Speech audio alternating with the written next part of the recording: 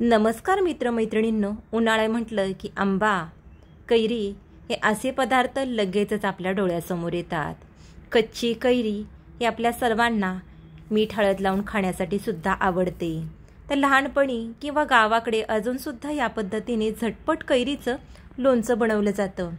आम्ही तर नेहमी उन्हाळ्यामध्ये हे लोणचं बनवायचोच। केलं रे केलं म्हटलं की एका दिवसामध्ये हे फस्त व्हायचं। या पद्धतीने बनवलेलं लोणचं हे रूम टेम्परेचरला 4 ते 5 दिवस टिकतं आणि फ्रीजमध्ये 15 ते 20 दिवस बिलकुल खराब होत नाही। घरात असलेल्या मोजक्या साहित्यात अगदी झटपट 8 ते 10 मिनिटांमध्ये हे लोणचं बनवून खाण्यासाठी तयार होतं। तर त्यासाठी आपण 2 मध्यम आकाराच्या कैऱ्या घेतलेल्या आहेत। वजनी पाहायचं झालं तर ही कैरी पाव किलो आहे। बाजारातून आणल्यानंतर कैऱ्या थोडा वेळ तरी पाण्यामध्ये भिजत ठेवायच्या।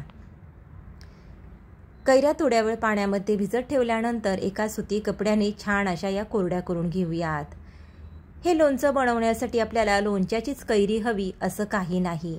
कोणत्याही प्रकारची कैरी तुम्ही हे झटपट लोणचं बनवण्यासाठी वापरू शकता। फक्त कैरी जास्त आंबट नसावी। कैरी स्वच्छ धुवून पुसून घेतल्यानंतर ही आपल्याला कट करून घ्यायची आहे। सुरुवातीला कैरीचा देठाचा भाग आपल्याला काढून टाकायचा आहे।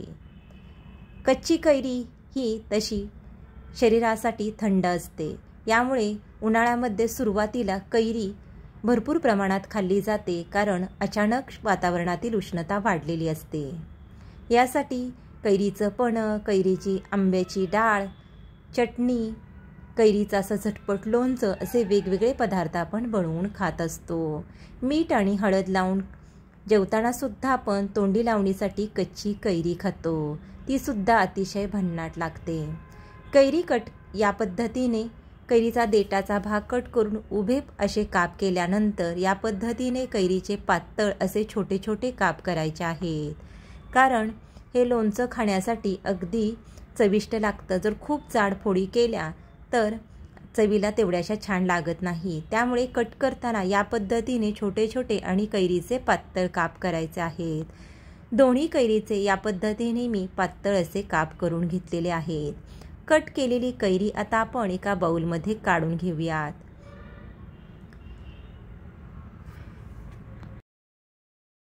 वजनी पाहायचं झालं तर ही पाव किलो कैरी आपण या ठिकाणी घेतलेली आहे। 250 ग्रॅम कैरी आहे।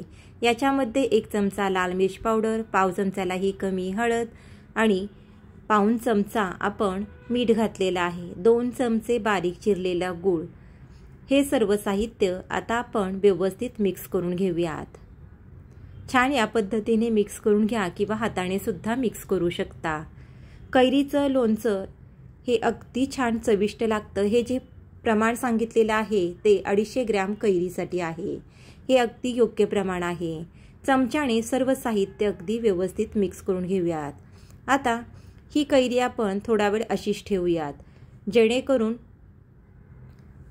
कैरीमध्ये मीठ आपण घातलेलं आहे, गूळ घातलेला आहे, याला छान असा खार सुटेल। तर मिक्स केल्यानंतर या पद्धतीने हे आपण असंच ठेवूयात। पाहू शकता आत्ताच मिठाने आणि गुळाने पाणी सोडायला सुरुवात केलेली आहे। याच्यावरती मी झाकण ठेवून साईडला ठेवून देत आहे। तोपर्यंत गॅसवरती तडका पॅन ठेवलेला आहे। पॅनमध्ये छोटे 3 चमचे तेल मी गरम करून घेतलेलं आहे। पोहे खाण्याचे 2 ते 3 चमचे तेल आपल्याला या ठिकाणी छान असं कडकडीत गरम करून घ्यायचं आहे। तेल कडकडीत गरम केल्यानंतर अर्धा चमचा मोहरी घातलेली आहे। मोहरी छान तडतडली की याच्यामध्ये हिंग घालायचं आहे। हिंग थोडंसं तेल थंड झाल्यानंतर घाला, नाहीतर तो करपू शकतो। आणि अगदी थोडेसे मी मेथीचे दाणे घालणार आहे। मेथीचे दाणे घातल्यामुळे या लोणच्याला खूप मस्त चव येते। आता ही फोडणी हलकीशी थंड झाल्यानंतर या लोणच्यावरती आपण घालणार आहोत। आता बघू शकता 3 ते 4 मिनिटांनंतर लोणच्याला छान या पद्धतीने खार सुटलेला आहे। बघू शकता मस्तच। गूळ सुद्धा एकदम छान बारीक एकसारखा चिरल्यामुळे पटकन गुळाने पाणी सोडलेलं आहे आणि गूळ मेल्ट झालेला आहे। आता ही फोडणी हलकीशी थंड झाल्यानंतर या लोणच्यामध्ये ओतलेली आहे। चमच्याच्या साहाय्याने ही फोडणी छान मिक्स करून घेऊयात। परफेक्ट असं हे झटपट आपलं कैरीचं लोणचं खाण्यासाठी तयार झालेलं आहे. जरी 2-3 तास हे न मुरवता जरी लगेच खायला घेतलं तरी सुद्धा छान भन्नाट लागतं. पण 2-3 तासानंतर जसे मसाले मुरतील तशा कैरीच्या फोडी अजूनच जास्त चविष्ट लागू लागतात. हे कैरीचं झटपट तयार होणारं लोणचं तुम्हाला कसं वाटलं मला नक्की कमेंट करून सांगा. हे गावाकडं कैरीच्या सीझनमध्ये बनवलं जातंच. लहानपणी तर हे लोणचं आम्ही नेहमी बनवून खायचो उन्हाळ्यामध्ये.